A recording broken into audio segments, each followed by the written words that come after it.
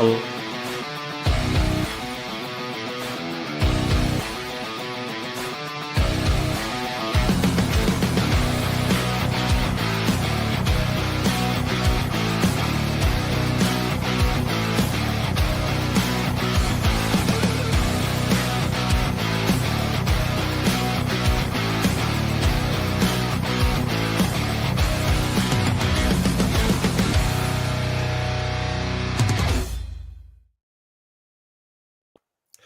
Hello, good morning, good afternoon, good evening, wherever you are in the world. Welcome to the Celtic Down Under weekend review. My name is Anthony Maguire. I'm joined by Paul and Dave as we look at Celtic 5, Raith Rovers 0, fitting our fifth round of the Scottish Cup, 5 goals. And that's us through at the quarterfinals. Not for every team in Glasgow, but certainly for us. And McLaughlin P very quickly on the comments there with a itsy bitsy spider crawled up the Sevco roof. Yes, we will touch on that one tonight after we look at Celtic's performance on the back of a 6-0 victory against Dundee. So goals galore recently, and I think, Dave, you were saying in the group chat, a bit of a flip of the narrative, as it were, because, it was only a couple of weeks ago that Celtic were floundering in the transfer market and floundering on the park. But here we are, 11 goals in 2 games, Bayern Munich midweek, all happening. Dave, how was your weekend, mate? I think you mentioned just before we came on that you were working. Any leisure activities over the weekend, or has it all been all work and bit of Celtic and no play? No, well, I helped out over the weekend to some things, and then I went up to Mandurah yesterday. Last night, watched the Mandurah night series. So if anybody's around that area, please come down and see Mandurah. The night series still got a week or 2 to go before their season starts, and they scored with a last-minute penalty. Done better than some other teams with last-minute penalties over this weekend. So they got the 3 points in the night series, so that was quite good. But quite quiet weekend, really. Nothing overly stimulating other than the football, of course. Fantastic. Paul, mate, how was your weekend? Well, I certainly wasn't working, which is good.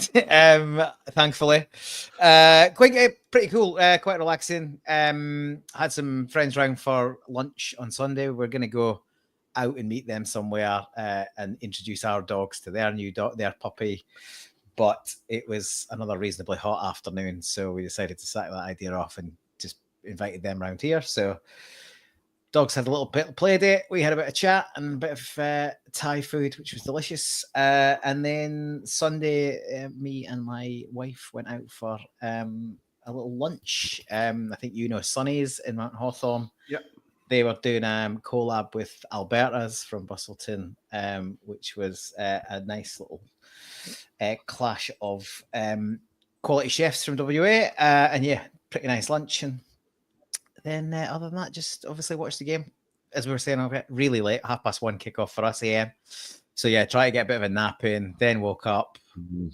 Wasn't fully awake for the full 90 minutes. It was a challenge, but obviously it was a really good performance considering with all the changes, and a really good result and lots of goals again. So plenty to talk about. And I guess we made sort of light work of a lower league opposition at this stage in the competition in a home tie, which is pretty much what you expect of a big club. But not everybody's at that standard, obviously. So there was an apparent shock yesterday, which was a delight to wake up to this morning.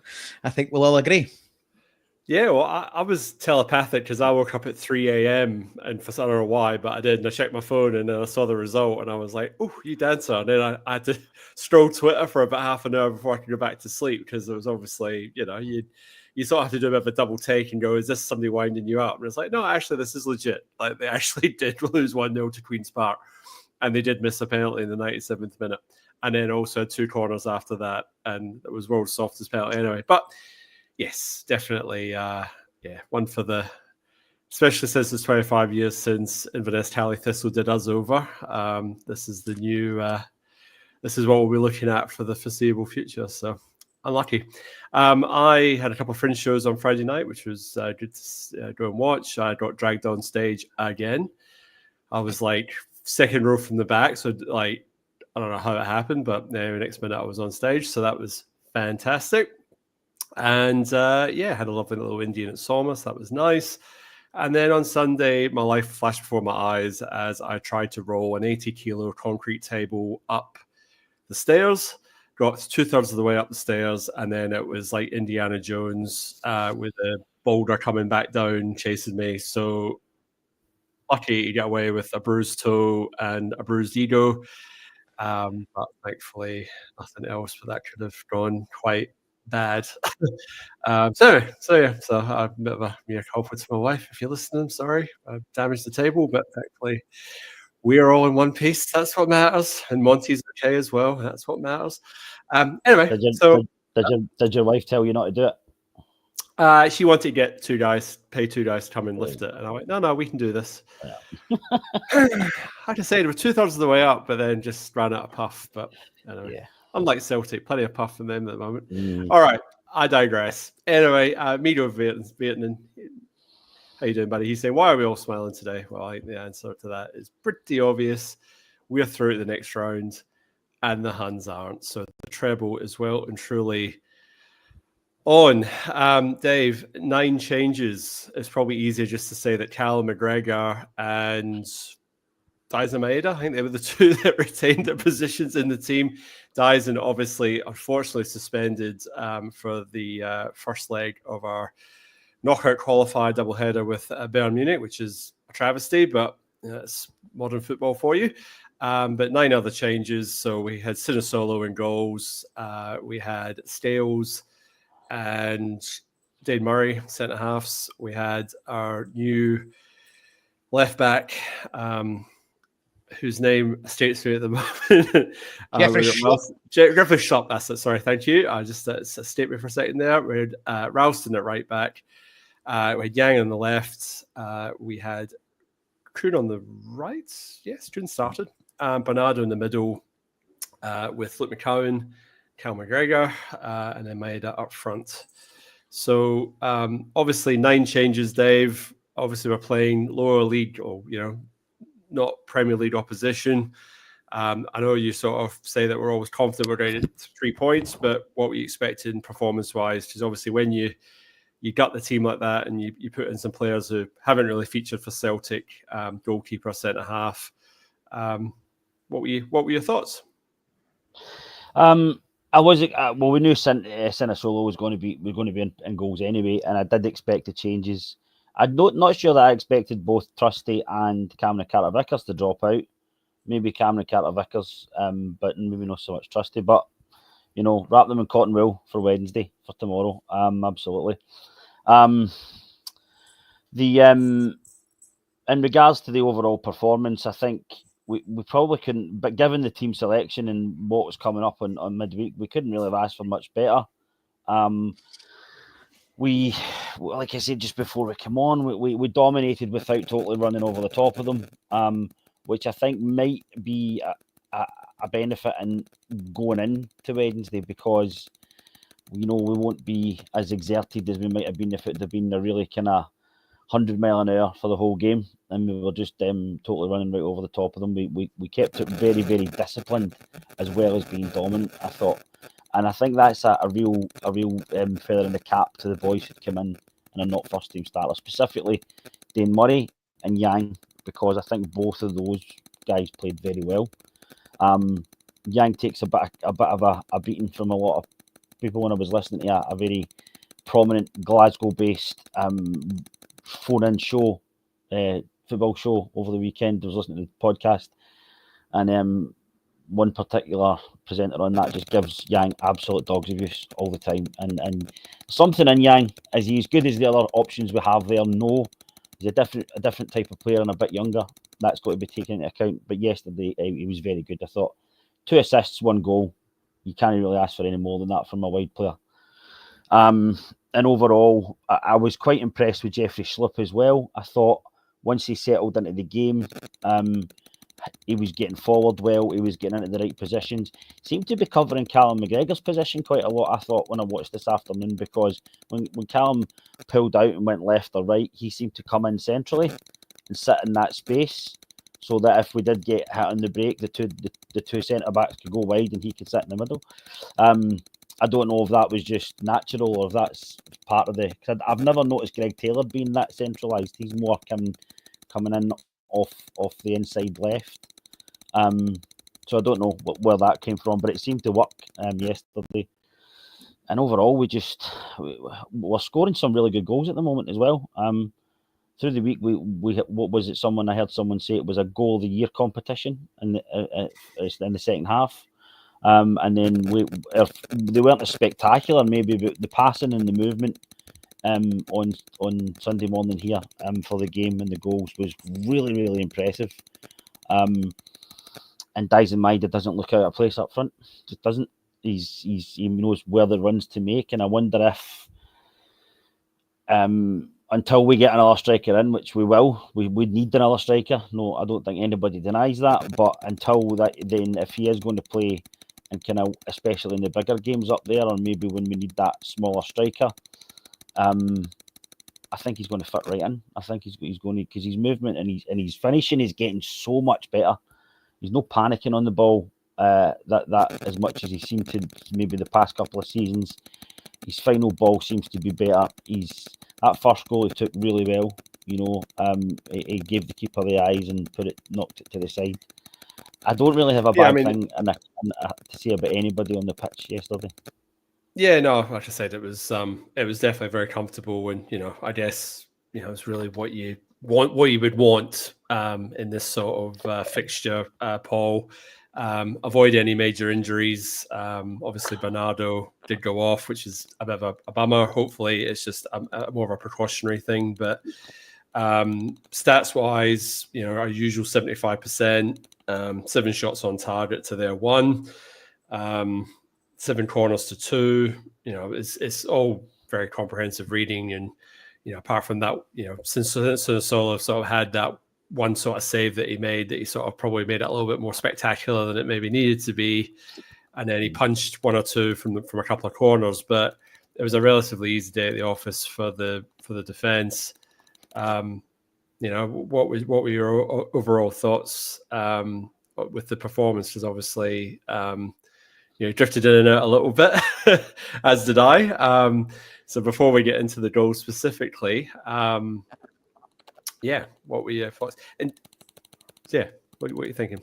Yeah, well, look, I think in terms of team lineup, it was pretty much as you would have expected. I think there are a couple of things I thought would have happened differently. I did think John Kenny would start. I thought he might start through the middle, and I didn't really expect Kuhn to start. I thought either Jota or obviously Maeda and Yang could be an option. Obviously, Maeda was always going to play, given he's missing out on the midweek, unfortunately.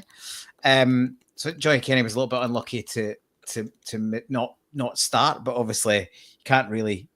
Having then chosen to play Maeda through the middle in his position, you can't really complain when he gets a hat-trick. So that was probably one. The rest of the side, I was pleased to see. I would agree with Dave. I was expecting Trusty to partner Scales and just have one change in the centre-back, but I was pleased to see Dane Murray in there.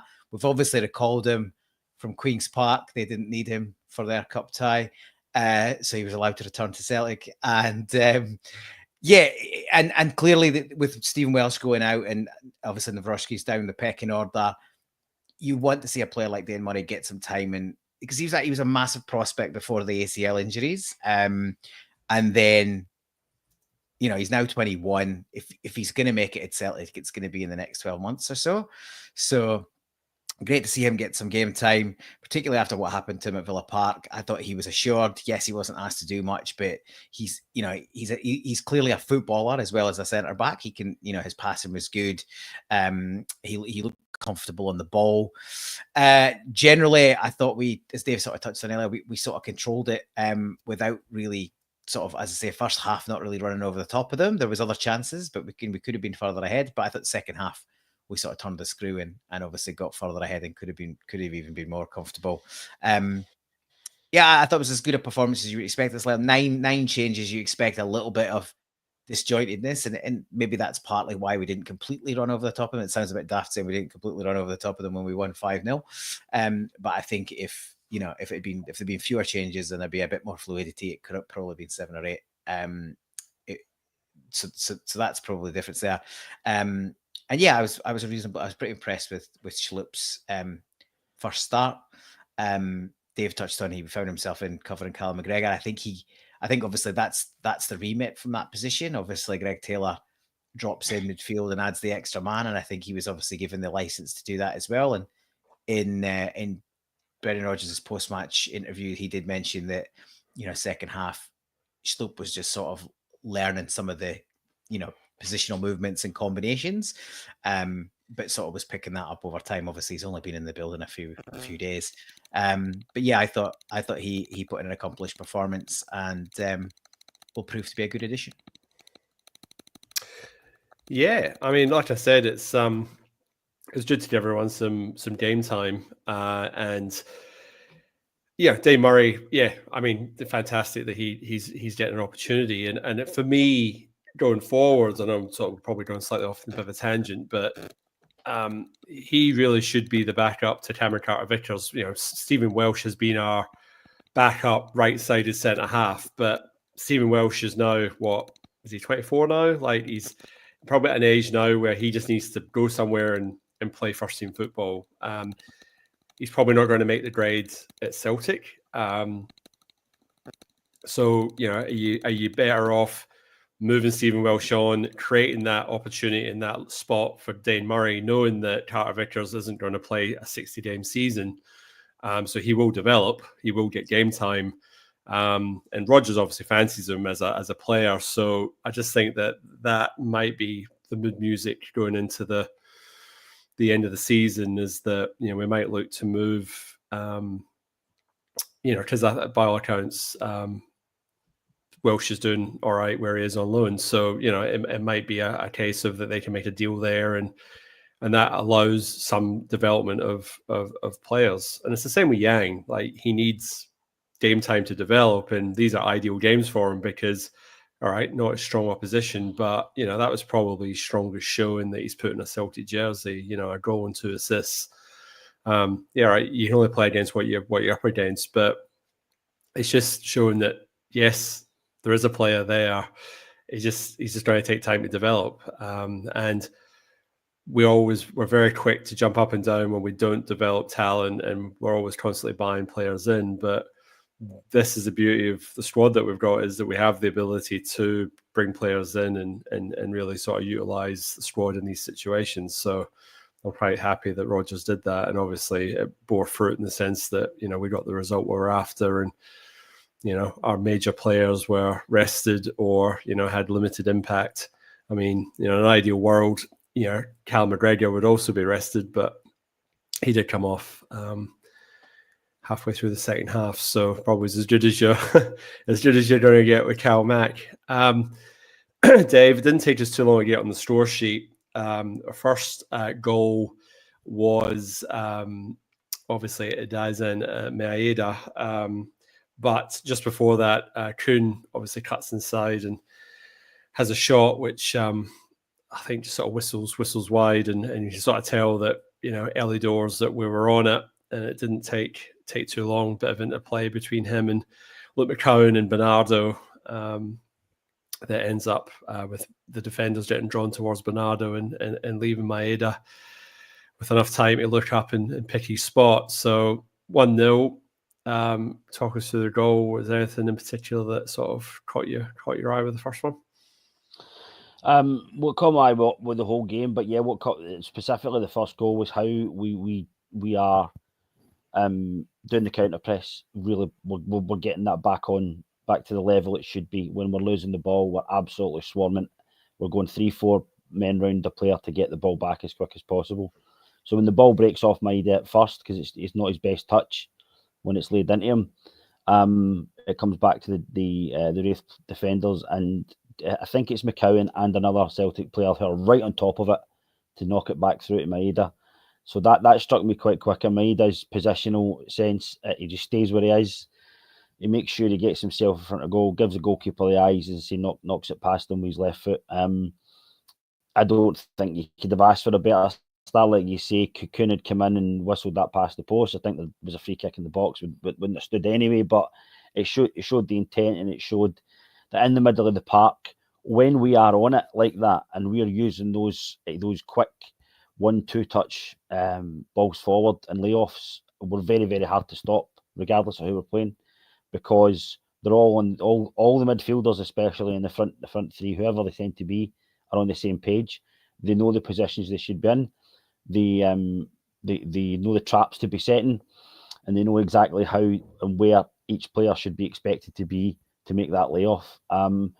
So that first goal for me, it just shows exactly where Celtic are at the moment. We had a difficult's not the right word. We had a stop-start December, January. There was a lot of games. We were not always at at the level we would have liked to have been. However, since the kind of middle, maybe towards the last third of January or so, we've really started to motor again, which is very, very promising. And it seems that the fitness levels are really, really, really there now as well, which struck me very, very much in the past 2 games, that our fitness levels are very high, because the intensity is starting to pick up. So the intensity from the get-go, although we didn't run over the top of them, as I said, we just kept it at the same level the whole way through the game. And that's where I think the first goal comes, because we step in, and we get the break of the ball, and Maida finishes it very, very nicely. Yeah, I think that's a good point about the counter press, because I think when we are on song, our counter pressing is on point, and if that's not on the boil, then everything else can come off from there. And obviously Maida leading the line, he gives you obviously that pressure, and emulates what Kyoto used to give us. And it's actually, we were on the air last week with about 9 hours of the transfer window to go, or 7 hours of the transfer window to go, saying, oh, we're going to bring out a striker, we're going to do this, we're going to do that. And we've obviously brought in Jeffrey Schlopp, Paul, but that was all ended up happening. And I guess, in one of his interviews this week, he said that he found out about the move about 3:00 in the afternoon, sort of thing. Like, it was pretty last minute. I kind of liken it to when you go down to Coles at sort of 5-6 o'clock at night and try and jag a cooked chicken on discount.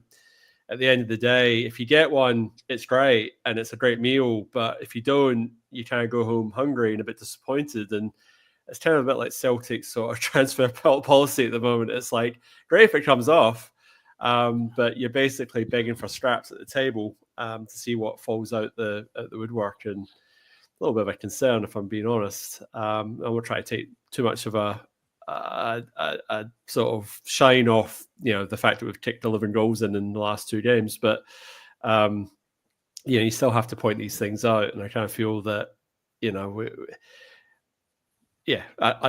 I'm astounded, especially like, as we said, we'd let Valle go, so we needed a left back. So like, they'd obviously probably known for a little while that was a required position that needed filling, and we left it to the last minute. Well, there was obviously some discussion with his agents in the summer, and that same interview that was mentioned, and obviously he was one of some options at that point, and we opted for Alex Valle, which, good option. By all accounts, I think we're paying a hefty amount of Schlupp's wages, and again, we're probably backed into a corner on that because it's the 11th hour of the window. 2 o'clock, I think he said he was, and then he was up the road and into a medical facility in London, and then flew up the next day after it was signed. I don't want to dwell on it too much. I spent a lot of time on group chat and stuff, but between that and I don't think either of these will come back to bite us. And I said that at the time. I think the league's already done, and I called that months ago, and I stand by it. And nothing I see from the other side of the town sort of suggests it'll be anything other than that. And then, we would have expected to have to beat Rangers at some point to win the cup and therefore the treble. Now that's not going to be the case. So without being complacent, every team that we come up against, we should be winning. So as long as we are on it and at our best, then we should make our way through and win the Scottish Cup as well. Now it's not that simple as yesterday proved for some teams, but all things being equal, we should win that with the squad we've got available. Obviously, a bunch of injuries to key players would potentially do that. And yeah, I'm not counting any chickens, but let's be honest, there's not a Celtic fan that doesn't think we should be winning the Scottish Cup, whether Rangers are in it or not. We're the strongest team in the country. We play our strengths, we play our best. We can beat every single team in the country. So without counting chickens, that's where we should be. The second strongest team in the country have just disappeared from the tournament. So again, that makes it more straightforward. There are difficult games left, of course there are, but we should be winning every game between now and the end of the season in the Scottish Cup. And other than these two ties coming up, they're our biggest games. And obviously the derby to probably win the league or all but. To me, it just shows we were a little bit disorganised and we didn't put that much value in the Champions League tie, if I'm being brutally honest. To go into that tie without a replacement for Kyogo, I think is a little bit slack. Obviously, other teams were trying to hold us to ransom. That's what happens if you get rid of your best striker ahead of time. Miera's proven to be that he can absolutely fill in that position, so that's probably going to help us, although we knew he was missing for the first leg of that tie. Again, the money men have made their decision. They've gone, all things being equal, we're not beating Bayern Munich over 2 legs. And look, I agree with them, but that doesn't mean you should effectively take a step back from thinking you can win that tie. So it is disappointing. And if the rumours are true that we're still interested in Kiesgarden, if I'm pronouncing that, probably not, butchered it. If we are still interested in, we make a deal for him in the summer, I feel like you should have paid the extra money now and you give yourself a live... Bed him in for the qualifier and give yourself a right live shot at this tie coming up. Look, we've all got a different view on that to some degree. It's been and gone, nothing we can do about it. We're definitely in good form. Dyson's a massive mess for Wednesday. You just hope that Ida can see out the game, Jota can see out the game, and we can make it a special night. It can still be a special night. If we can get some kind of result on Wednesday, then my head is back for the away tie. Who knows? You got dare to dream and all that, live in hope. But yeah, I agree with you. The window wasn't what you'd want. I think in the fullness of time, and even now, you probably go in terms of the Kyogo Jota transaction if on a standalone basis. I think most people would say that was a good deal. It's just in the context of the overall position and leaving ourselves light up front that it probably wasn't the best planning in terms of overall squad management. But Dyson's probably going to fill that hole in the short term. But 25-year-old Jota back and over the age of 30, Kyogo, who has been struggling in Brendan Rodgers' system, I think most people will say that's worked out to be a good deal overall. And we thought Jota, most of us thought Jota would take the half season to bed in as well. And okay, he's not match fit, but heaven help teams when he is match fit, because he started at a ferocious pace already. And it's just great to have a player with genuine flair that you actually don't know exactly what he's going to do next. And if we don't know, obviously defenders don't know, he's the type of player gets bums out of seats and just exciting to watch and brings a smile up everybody's face who's involved in Celtic. We've got great players around the club. I don't think we have another player with genuine flair and excitement like Jota that can pull something out of nothing. And I think that from that point of view, it's great. And I was surprised he didn't get more minutes the other night, but obviously they're probably managing his fitness. The one thing I would say, that to pick up on Dave's point in the counter press, so one of Brendan Rodgers' post-match interviews, he said, I think it was maybe in the Sky, with the Sky team after, what was it, Sky or Premier Sports or whoever it was, I don't know. Anyway, on the pitch afterwards, he was chatting to Charlie Mulgrew and Alan Hutton, and I can't remember the female anchor's name, but he was chatting to them and basically said, oh yeah, we set ourselves a challenge to no more than six passes for the opposition. We had to keep them under 6 passes and get the ball back in that time. So you obviously put a little challenge to the players. I don't know if we do that against, other teams necessarily, but I reckon that's just giving them an actual number to focus on. It kind of avoids complacency. It sort of goes, right, if they're all thinking, oh, that's 1, 2, 3, 4, and then they're going, it just gives like more of a kind of keep them focused. I thought that was interesting. And yeah, we were absolutely focusing on it. And I feel like Raith kind of got caught up a little bit rabbit in the headlights. That the first goal, as Dave said, like both defenders, John Tomaeda, his missed touch actually plays in his favor, because then they both get like this, like school playground stuff. They got both dragged to Tomaeda and they both got attracted to the ball, and Bernardo just nicked it in behind him, and then he's completely free. So yeah, it was a really good performance. Just bringing some of the comments. 81 people live at the moment watching us. So thank you very much for joining us live. Get involved in the comment section. You might get a comment read out. And please like and subscribe to the episode. It does, like other like minded Celts, find us on YouTube, which is what we do this for. McLaughlin P, I've read this on Twitter the last couple of days. If Maeda can bag another hat-trick before the 10th of March, he'll be the first player since Henrik to score 4 hat-tricks in a 12-month period, and he's the first player since Dembele to score 3 in a 12-month period, I guess. So that's interesting. Pegleg Lonergan just saying here, well, what happens if Kravatskin, I don't know how you say it, has a really super-duper second half of the season? What happens to his price tag then? Well, that's a very fair point. He could be out of our reach, as it were. McLaughlin P, he's sort of tipping the lineup for Wednesday night, and I'm sure we'll touch on that before the end of the episode. But that's looking pretty much how I would see it, how it's probably going to go. I don't think there's going to be any disagreement amongst the two boys here, but that looks pretty much nailed on. And I think that's us comment-wise for now. Yep. Dave, Cal Mack had a bit of a howitzer from long range that sort of whistled past the post, and he nearly made it another goal from outside the 18-yard box, but wasn't to be. And then, as we sort of said, we didn't toil, we were in complete control, but probably one of the best counter-attacking goals Celtic has scored, I think, in seasons. We have these moves where we peter out, or somebody takes the wrong touch, or we just run out of defenders or whatever, but in this instance we actually managed to piece it all together, and fantastic counter-attacking goal. Talk us through it. Well, yeah, I think for the 15 minutes or so before that goal, actually, we had dipped. It became I won't say scrappy, but we weren't holding on to the ball as well we'd done for the first 20 or 25 minutes or so, and we weren't as fluid.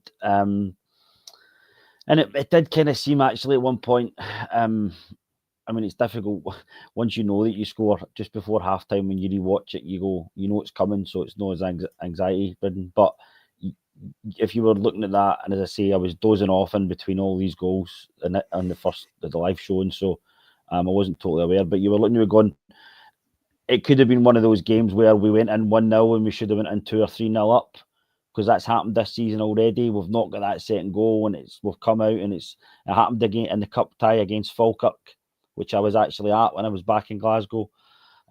We should have been, and I think it happened against Dundee. We should have been away out of sight against Dundee, and then so there's been a couple of games this season where we've went one up at half time. We should have been 2 or 3 up, and then it's been a difficult second half. We've started to get that second goal now in the first half, and that goal, you're right, it's come from their corner.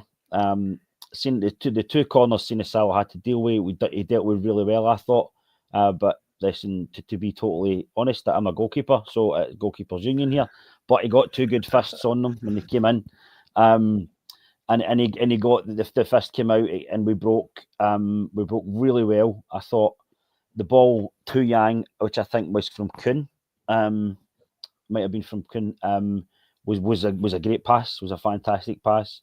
You can see Maeda getting into the right position, and it was mentioned in the commentary, rather than running, this is where his game intelligence comes in, rather than just running through the middle, he pulled off to the right so that he stayed onside, and he was pointing as to where he was going to be, where he wanted the ball. Yang spotted them, great ball across. Even took a wee bobble just before, but he connected with it so well that he puts it into the roof of the net. And you're right, it's a very typical Celtic counter-attack and goal, very typical Brendan Rodgers counter-attack and goal. And I think we're beginning to find that that routine again, which had been missing, as I say, especially through December and January. We kind of been getting those breaks and just petering out and not finding the final pass, not finding the final ball, all that sort of stuff. But we seem to be rolling into that now. And you're right, if Maeda has, I think Ida will actually start more games up front domestically than Maeda will. I think they'll rotate Maeda, Kun, and Jota domestically, and Ida will get his chance, and he's going to get a chance to prove it now. So we'll see how that goes. But I think if we need Maeda to do that, he's got the intelligence. In regards to getting, as I say, just briefly back to the other striker, I think we will go back for Cuscard. Man, what I've heard is he's out of contract next summer. And that's why Brøndby are willing to let him go this summer. It's just that they wanted to keep him to this summer, and that's why they added on an extra £5 million. And Celtic said no. My criticism of it is we should have had a plan B set up. We went back to Kyogo too many times. We relied on Kieran Tierney maybe pushing himself through to come in this January when that's not his decision. It's Michael Arteta's decision, whether you agree with it or not. Yeah. Where was your plan Bs? And they should have been activated earlier. That's the criticism I have of it, and that was the problem. That's the planning that has to be addressed. But other than that, as I say, so as you see, we've spoken about that, and it's past now. Things are better than they were last week. So the goal was just a great goal, and we went in 2-0. We went in comfortable. I think we deserved to go in 2-0. We weren't. The keeper had done a world day. That's the third or fourth keeper in a row that's had a few really good saves against us. You're going, where is this coming from? Let's hope we're due a bad performance of a goalkeeper against us on Wednesday night. Tell that to the Queen's Park goalkeeper. That would be something. He had a few worldies, but he did. That was that. He did. I've seen a lot of those goals. Yeah. But yeah, we went in and I think the fluidity in the teams there, the fluidity is definitely becoming back. We're just seeing as if we're beginning to hit form bang on the right time. I'm with you. I don't think we'll beat Bayern over 2 legs, but I think we're going to give them a game on Wednesday night. I really do. I think we might give them a fright. As I said, it would be a big shock if we got out over 2 legs. It's all to play for. And I mean, if we can get a result, ideally a win at home, then it gives you something to hang on to over there. And obviously brings Maeda back into the fold when we do go over to Germany. But, we'll see what happens. Like at the end of the day, we should have a red hot go. They've got a couple of injuries, so you never know. We'll see how that one pans out. Paul, it didn't take too long to make it 3-0 early in the second half. Luke McCowan, I think something in the comments before was saying that, he's maybe turning into a better signing than Bernardo. Different players, I think, but I feel that, again, his directness, I really liked, I don't know if it was this goal or the one after it, but I really liked how he takes the ball. I don't know if it was this one or the fourth goal. I think it's the fifth goal. The fifth goal, yes. For Maeda. He takes it sort of on a spin and then pulls it.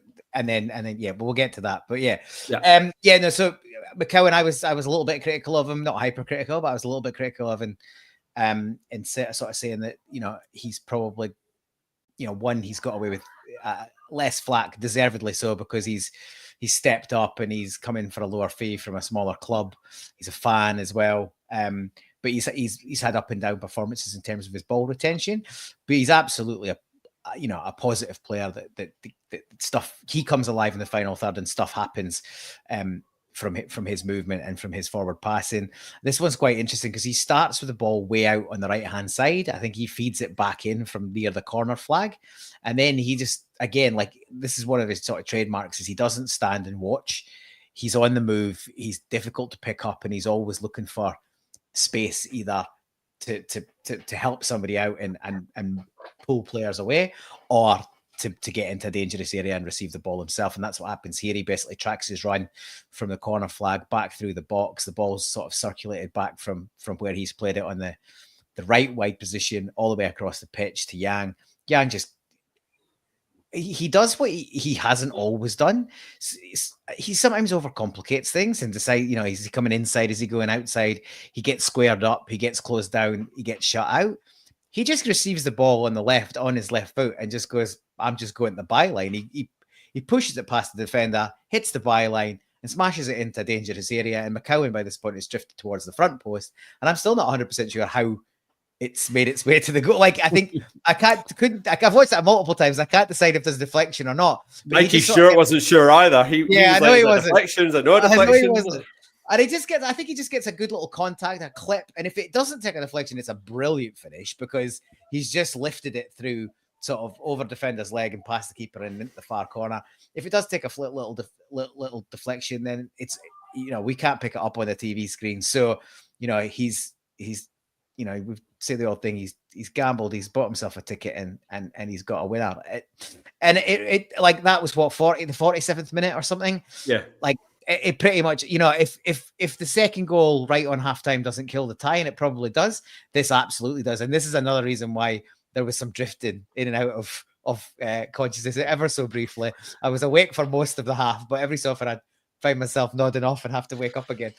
But it's sort of because it wasn't because we weren't playing good football. It was because it was 3 o'clock in the morning. It was comfortable. And you knew at 3-0, it was, if I wasn't as committed to this show and to Celtic, I'd have gone to bed at that point because it was we weren't going to lose the game from 3-0 in the 47th minute.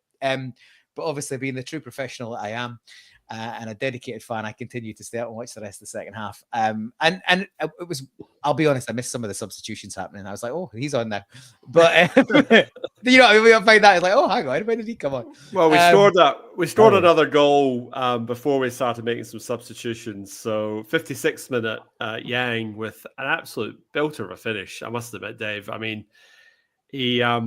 he's coming for some criticism, but you can't fault him in this one. He's left the defender for dead. The defender's been caught ball watching, napping, whatever you want to call it, but he still has to, bury it. I mean, it's a great ball in from Ralston, whether, the quite query whether he overhit it or not, but, we're going to give him the benefit of the doubt and say that he was picking out Yang at the back stick, but fantastic finish and makes it 4-0. And you're sort of saying, well, 2 assists and a goal. He's done his job this afternoon. Like, you can't fault the wee man's work rate. What were you thinking? Well, just as you guys were talking there, I was thinking, why? Do you know what Yang strikes me as one of those players? If he has to think about it, then he's in trouble. You get some of those players when they act on more on 1 touch, 2 touch, bit of instinct, just move, just pass, move. They're great, but then when he gets the ball at his feet and he doesn't know where to go, he panics and he doesn't know what to do. And I wonder if that's what he needs to do more of, because that finish yesterday is top drawer. He's taken that on the half volley. He's kept it low. He's got power, real power behind it. And that ball's come, 60 yards, something like that, 50, 60 yards, right through the air. Because you're right, I'm not convinced either that Ralston meant it. I think because he's got a habit of overhitting crosses. But it's come down with snow on it because it was high as well. It was a high ball. So it was a really, really top drawer finish. And he's just thought, I'm putting my foot through this, and that's what's got it. And I'm really actually pleased for Yang because, like I say, I was listening to that podcast earlier today, and they were just getting him, specifically with Hugh Keevins, was just getting him pelters, and he gives him pelters all the time. He's just not good enough. He's this, he's that. And I'm, well, Brendan Rodgers obviously sees something in him. Is he first choice? Does he maybe need to go out like Cohen? Possibly, but I think he's better than Cohen. I think he's got a lot more about him than Cohen has.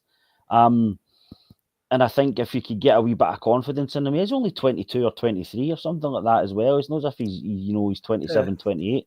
So maybe just needs a wee bit of confidence about him that he can actually do things first time and just to go with his instinct more than just overcomplicating it. Because I think that's what he does. He overcomplicates what he's trying to do. If the ball, when he plays against those packed defences, if he's not you can't go by on the right or the left hand side, just come in quickly and lay the ball off, like Kuhn does, like Jota does. All right, they're better players, but get that into your programming and get that into your thought process, and you'll be a bit better because you'll be able to do it quicker and more instinctively. And that's what he done yesterday. And maybe that's just the game he needed. That's exactly what he needed. That's maybe because things fell into place with a couple of players yesterday. I know Johnny Kenny didn't get a goal, but Johnny Kenny looked really sharp when he came on. I think he's going to get some game time before the end of the season as well.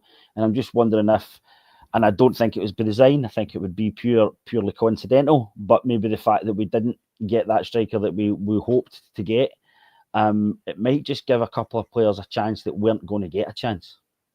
Yeah. Johnny Kenny, if he'd have got a striker, probably wouldn't get game time.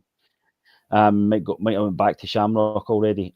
So I wonder if that's going to benefit the team in the long run. Luckily, as I say, fortunately and coincidentally. So, yeah. But for Yang specifically, I think it's a great performance, and I hope he gets a bit more confidence from that. Gaddafi Semtex isn't so sure. He's saying Yang's terrible. I think the truth is somewhere always in the middle. It's never black or white. It's never one extreme or the other. It's usually somewhere in the middle. But I mean, I just looked at likes of Adam Ida. Like, he had a couple of really good games, banged some goals in back to back. Maeda's now banged goals in back to back. Sometimes you just need a little bit of something just to click for you, and then all of a sudden you find form. And it's not that you're a good player or a bad player, but you just form. What form is temporary, class is permanent. I think that's what they say. But sometimes you just need a catalyst or something just to spark you. And you're right, Dave. Maybe the performance against Raith Rovers was what Yang needed, just to sort of make him feel like he belongs. Because all the lads were very quick to run up and celebrate with him, like that he really was. Everyone sort of really took to him when he did Story's goal, sort of thing. So obviously know that he's maybe not down in confidence, but like just you big club. You haven't really set the heather alight. Sometimes you just need something just to believe and just say, actually, you know what, I do belong here. I can actually contribute and help and be part of the team. And same with Kenny, like he's going to get opportunities this second half of the season. So you just have to look at someone like Liam Stells, like a sliding doors moment. He was nearly on his way out to Aberdeen, and now he's right, maybe not first choice centre half, but he ended up with a captain's armband before the end of the match. So if you said 2 years ago that Liam Stells would be captain in Celtic, you'd be saying, what you've been smoking. So anyway, so I'd say anything's possible, isn't it? So Big Dom, he says here that Dane Murray's a real prospect and Brendan fancies him. Yep, I agree. I think he actually does see a potential player there, and I think we will get a bit more game time, and he could potentially be the sub in for Carter Vickers, particularly in I say low risk fixtures, but ability to sort of bleed him in and see how he goes. Paul, fifth goal, we touched on it already. McCown obviously sort of takes the ball in the half spin, and obviously sets up Maeda, who comes bombing in at the back stick as he always does. Takes the ball, the goal, the net, everything. Gets his hat trick. His family in attendance, his 2 wee kids on the park before the game. It was so cute. I mean, you can't fault the guy. Just all the energy, and there's a touch of, I suppose, about irony in that allegedly Kyogo left Celtic to go play in a top 5 league to give himself a chance of featuring more for Japan, but in leaving Celtic, he's possibly opened the door for Maeda to play centre forward more often.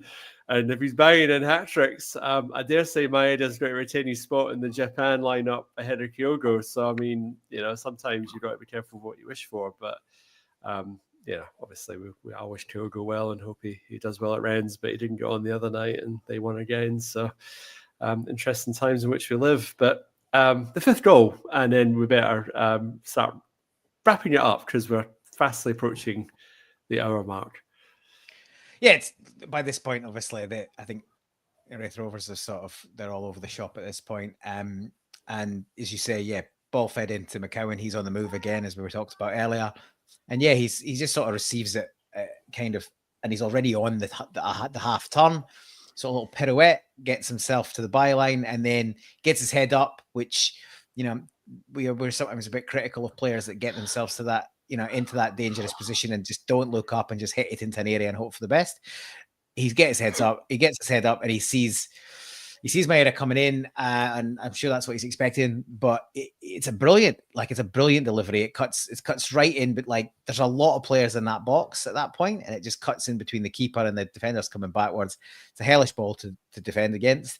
And Maeda does what he's been doing most of the time he's been at Celtic, and certainly in recent weeks, he's killing himself to get in at the back post, and he's the first one there. And as you say, momentum takes him. He smashed it into the net, and momentum takes him in, and he's entangled in the net like a fish. But he gets himself out of there, and then he gets mobbed in. And yeah, it's just the cap on a great performance. I did think we might get a sixth, and potentially match the score from the Dundee game the other night. But no need to get greedy. Yeah, great goal again. I'm liking the fact we're much more these last few weeks we've been getting to the byline and getting balls into dangerous areas, either flashing it straight across like this one, or getting our head up and pulling balls back behind defenders to players coming in around the penalty spot. So yeah, it bodes well for the remainder of the season. If anything, the end of the window just shrouded what has been a fantastic season in a little bit of disappointment and a downbeat nature. So it's great that these first two games sort of after that has been a goal fest, and sort of the players that have been either have joined or have been asked to step up have contributed heavily. And yeah, you couldn't have asked for more to rest most of the first team and run up a major score and comfortably get into the hat for the next round. Job done. Can't disagree with any of that. Man of the match, I'm ready to say Daizen Maeda, just to be controversial. Anyone mounting any case against Daizen, or are we all in agreement? The only case I'll mount against it is they need to stop putting in front of that microphone, because he's getting absolutely no interest in speaking to anybody. It's just, I don't know if it's just the language, but he's just like, yeah, I'm happy. I want more goals. Yeah, that's what he said. Yeah. I want more goals. I can't fault that. I mean, that's good. But he translated. I helped him with one of the questions. Yeah, and he's just like, leave me alone. Just let me go back to my work. It's just, but no, you really can't. You can't take it. All that. I mean, nobody comes close to a performance like that. It was mentioned in the commentary, and it was mentioned in the after-match overview. His energy levels for 95 minutes are non-human to some degree. Where he just doesn't stop. He doesn't have this like a lot of wingers and a lot of forwards do as well, that they'll run when they're chasing the ball to get a goal, but then they've got this meamble back to get he's just 100 miles an hour all the time. He's like that kid that just he needs a bit of Ritalin or something, that just needs to slow down. They're just constantly on the move. It's 0 to 100, and that's it. He doesn't have anything in the middle. And how he does it for 95, and how he doesn't get injured more, how he's not pulling up calf. And I don't want to make calf strains, don't get me wrong, but how he's not getting calf strains and hammies are going and stuff like that, because he must put some amount of pressure on those legs of his. He's just a phenomenon. He's not as good as Larsson, but he's going to have a similar impact if he stays a bit longer.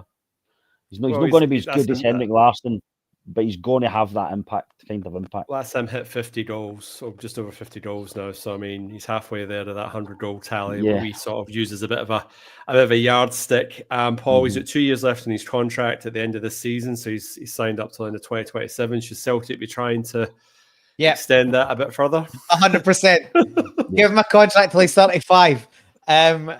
Honestly, you never want him to leave. And the problem we've got is, we always said, because he was a bit haphazard at times, certainly in the early years with us, that would preclude him from getting to the absolute top echelons of the game. And I don't think he's necessarily there yet, but he's definitely adding a huge amount of consistency to his game. He's adding more goals to his game. And if we're not careful, somebody will eventually come and take him off our hands. His work rate alone, most teams would be envious of it. That I don't think there's another player out there that has got the same work rate. I think that is absolutely unique. And now he's adding, And you've got to credit Brendan Rodgers with some of this, because his game has gone up a level since Rodgers became his coach. So, Definitely. he had all the raw ingredients, and he was a competent performer and a key part of the squad under Ange. And just while we're talking about Ange, he clearly took Ange's mantra completely to heart, because I don't think he stopped since he walked in the bloody door. But yeah, phenomenal. And I'd be offering him whatever we can fit in the budget, and asking him to sign for as long, because if he's, as to Dave's point, if he's putting himself through that amount of work rate and he doesn't really get injured, he's going to go in and play deep into his career. He clearly looks after his body well. He's a player that even at that work rate, and even if he loses half a yard of pace, he's still going to be quicker than most. So yeah, I'd be offering a bloody 5-year extension, and trying to hang him on to me. And the very worst that does is, if somebody does come in, it means they're going to have to pay us. They're going to have to pay us a lot of money to take him off our hands. Whilst I'm going, I will make a little. It's not you can't argue. It's got to be Maeda for man of the match. But what I will say is, and I've been critical of, we all have been, but you feel a little bit sorry for Yang on any other day, nearly in any other game. 2 assists and a goal. And a goal of high quality and 2 quality assists, you would, and particularly the first assist, because it's his header out of the box that clears the initial danger. It flicks off one head, and then he bullets it out, and Kuhn manages to get on it, and there's a bit of a tussle, and it comes to Kuhn, and then he's not stopped, so he's headed the ball out from inside his own box. He collects it from a great pass, as you say, for Kuhn, and then obviously he's got the presence of mind, having run the length of the pitch, to put it on a plate for Maeda. So yeah, it's only Raith Rovers, and a lot of people have been quite unkindly saying, well, that's his level. But in terms of that long busting run and the pass and the finish out of the sky, as Dave said, a great finish. It's not the quality opposition that's not had any impact on that. That's purely down to his effort and ability. So I think on any other day, Yang would have been one man of the match. But yeah, it's unanimous. Can't give it to anyone other than Daizen Maeda. He was phenomenal. And I would just say the other thing about Daizen Maeda is the fact that he can play across those front 3 positions, because he was left wing, right wing, and centre forward. He can score from anywhere. So I mean, that versatility is handy as well. He's not for sale, guys. Just he stayed at Celtic, and his family's settled in Glasgow. So hopefully, he wants to keep his family nice and settled. I will cling to that for the time being, anyway, until I'm told otherwise. It's fast to come up on an hour, guys. It's been great chat as always. Please like and subscribe. I've said all that already. Dave, have you got any recommendations for this week? TV, movies, anything that you've seen this week that you want to have a shout out to? Recently I watched, I'm not a huge Robert Pattinson fan, but I like Batman, and I watched The Batman, and it's actually quite good. And I didn't realise it was in the same canon as The Penguin. So it's a good thing. And just to mention it again, if you want to watch a good comedy event, go back and watch that Queen's Park Victory yesterday, because it was hysterical. Yeah, so we probably haven't spoken enough about that, to be honest. Thank you for reminding me. Jared, our fearless leader, said to make sure that we mention it, and obviously we've alluded to it all through the chat, but obviously Rangers going down to the oldest club and then being the newest club 1-0. Not even a dodgy VAR, not even a dodgy penalty, a review on VAR to see if the keeper came off his line, which he shocking didn't. Decision. I've never seen a penalty like that in my life. I don't even think he touches him, to be perfectly honest. As Michael Stewart said, it was a coming together. That wonderful phrase. But not even that was enough, because James Tavernier has his penalty saved. So more torture for the Huns, Paul.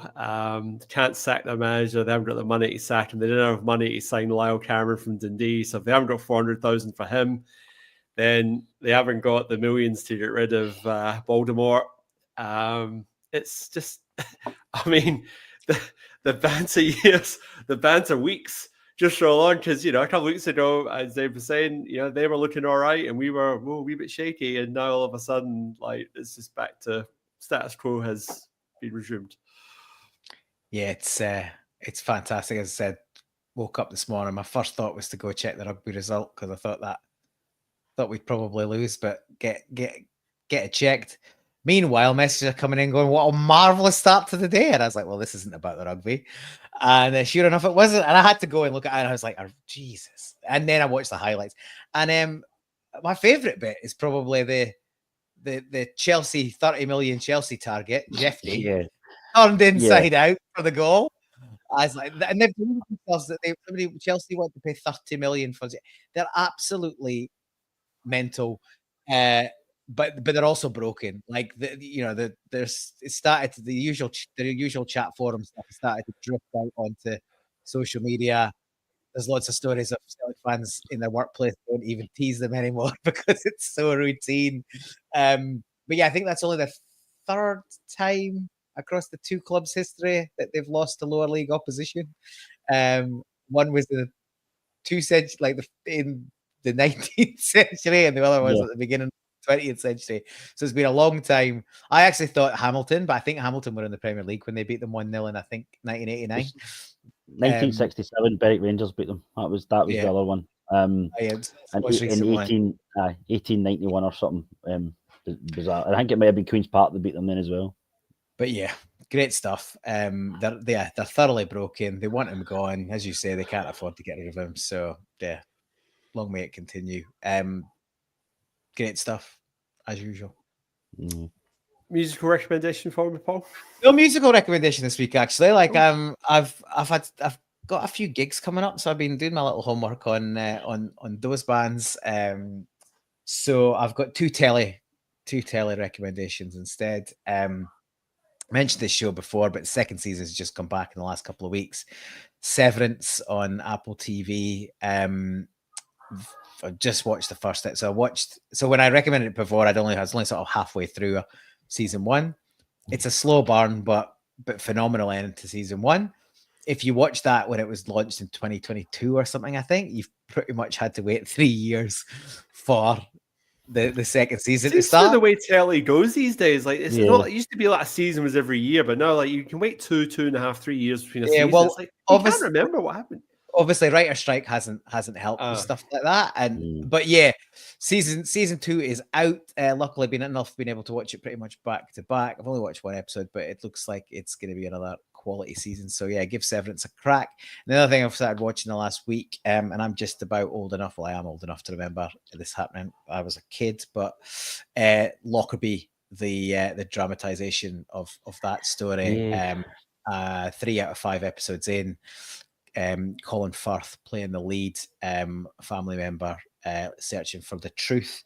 It's really well done and really well written and acted. So yeah, if it's obviously reasonably grim subject matter, but it's excellent.